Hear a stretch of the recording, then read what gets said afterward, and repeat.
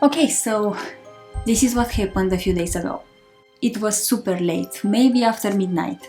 I was laying in my bed, mindlessly scrolling on my phone, when I decided I wanted to share a YouTube short. I had no idea what the short should be about, and I was way too sleepy to overthink it. So I uploaded a sequence of a longer video I had already posted on my account. Anyway, then I fell asleep. The next morning, I open my notifications and I see that I have 5 new comments on my post. I feel enthusiastic because I have never before received comments on shorts that I posted. So I rush to see what they are all about, only to discover that the comment section looked like this. Still looks, I didn't delete anything. Hi there, I am Lydia. I'm a software developer and a psychology graduate. And today I want to talk with you about cringe. Okay, so just to clarify, this is not one of those videos where we'll be hating on people who use the word cringe, complain about the evil society, or even talk about how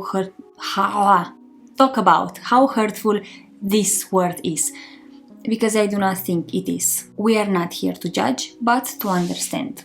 This video is for you if you want to understand what cringe is from a psychosocial perspective, where it comes from, what vulnerabilities does it hide, what exactly triggers one to feel cringe. It's also critical to understand it because at this point it's virtually everywhere. It's like a social pandemic. It's not just what you tell to yourself when you listen to an old recording of your own voice, but also what so many people over the internet tell to so many other people. And I don't think that it is dangerous because of the pain that you would feel when somebody addresses it to you, even if that somebody is yourself, but because you associate it with pain, instead of seeing it as it is and only feeling compassion, if not indifference. Also, its effect is not present only on social media. Susan Quillian presented a report which shows that the cringe factor stops people from getting medical advice because they feel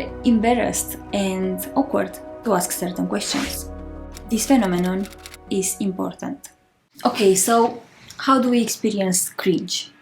It's that sensation of awkward, uncomfortable, rejecting, feeling embarrassed for somebody else's embarrassment. You think for a millisecond, I want to disappear.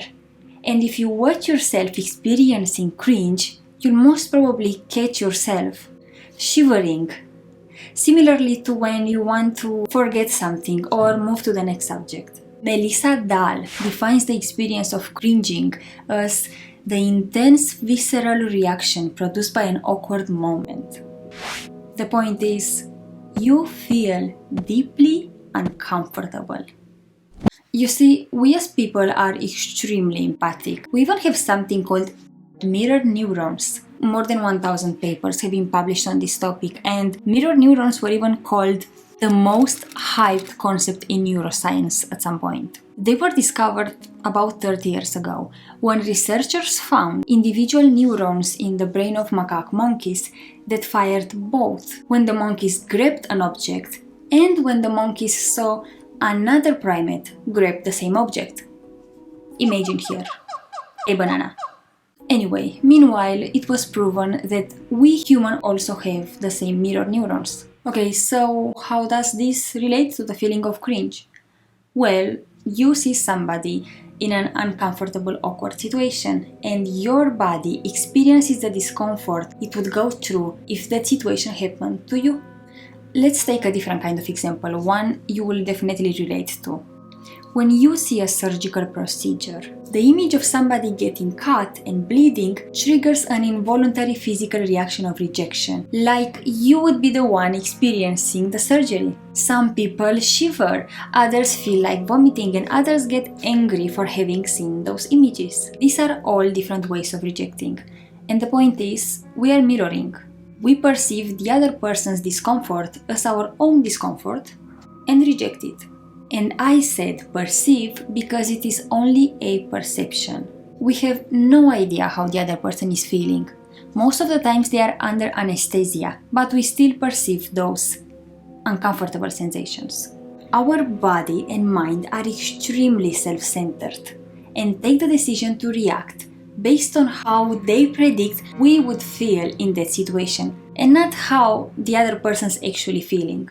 The cringe phenomenon has roots also in cognitive dissonance, which is the mental conflict that occurs when your beliefs don't line up with your actions. If you would feel uncomfortable in a situation because you consider that situation embarrassing, you cannot possibly genuinely encourage or even accept that somebody else is comfortable with pursuing it. It would be contradicting yourself. And we hate to contradict ourselves. Our brain needs constance, so we reject.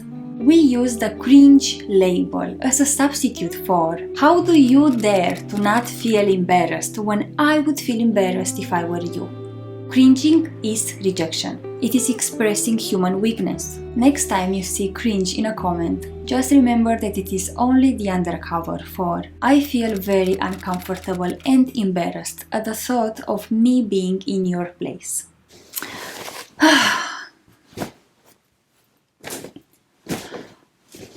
Okay, so now we know what cringe is, how it feels, what hides underneath of it. Awesome. The question still remains, how do we manage it?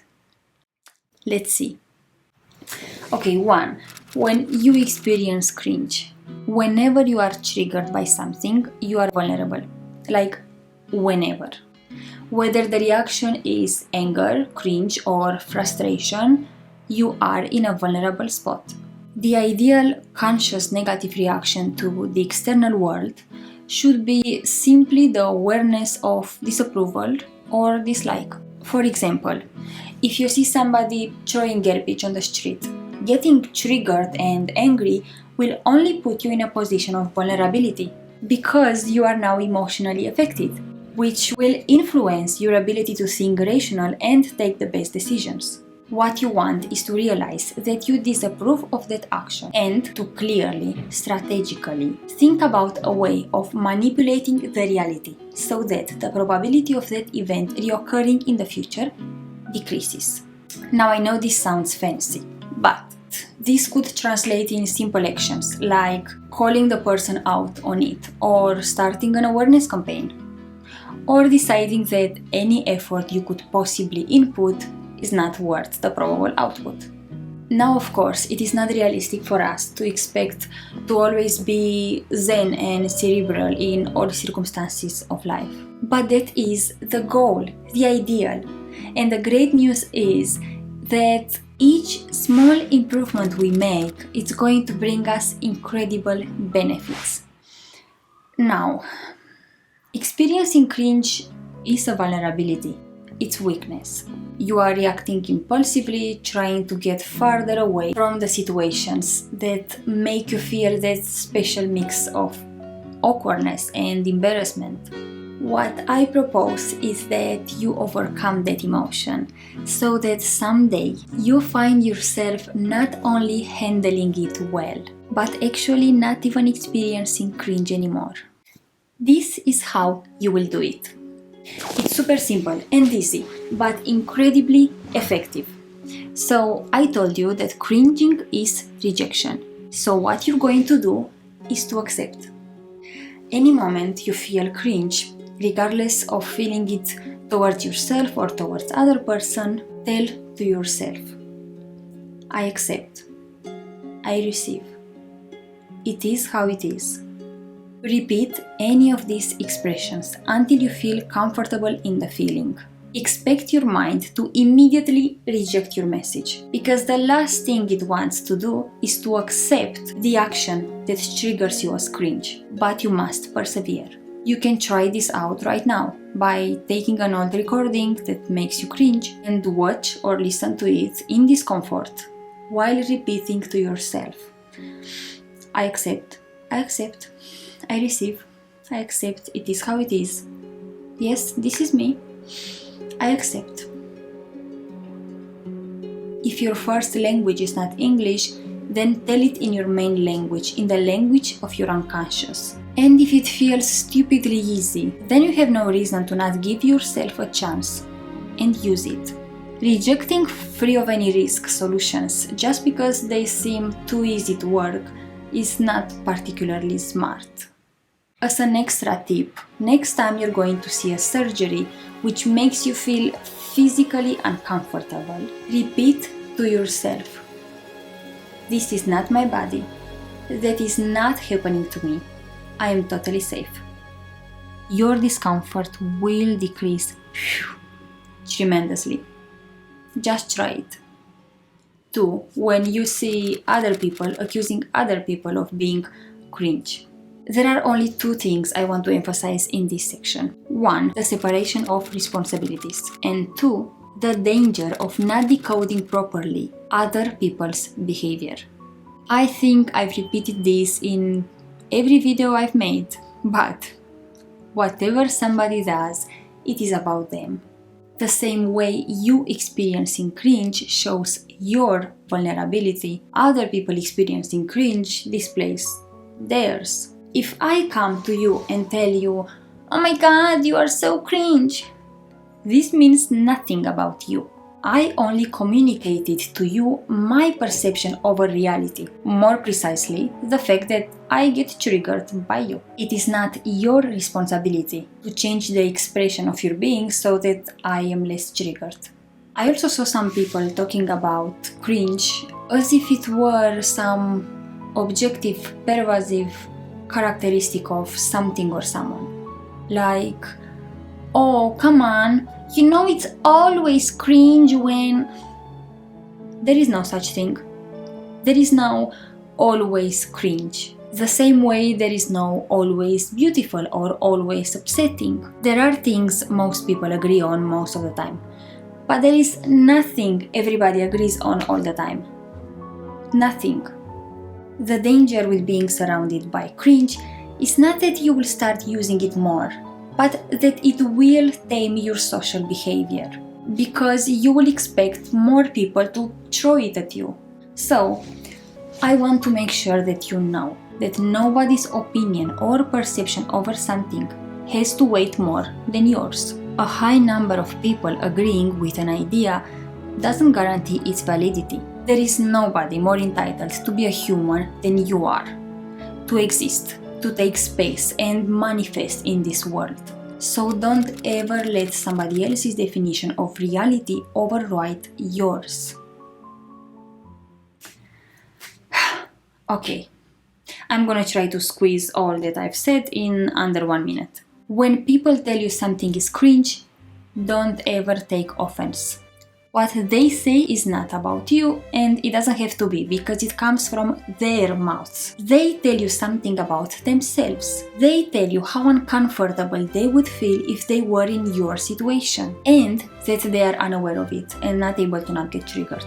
When you feel something is cringe, tell to yourself, "I accept, I receive, it is how it is." You will get more powerful with every single exercise. And one day, you'll realize you don't feel cringe towards anything anymore. Not even old recordings of yourself. You'll realize that because you do not reject anymore the reality that has the potential of making you uncomfortable, you got a lot closer to truly being unstoppable. And if you got until here, it means you truly care to understand both yourself and the people around you. So I would recommend you to see this video about why you should never ever forgive anybody. It is the first video I ever made, so you have the possibility to exercise your newly acquired cringe muscle. Enjoy!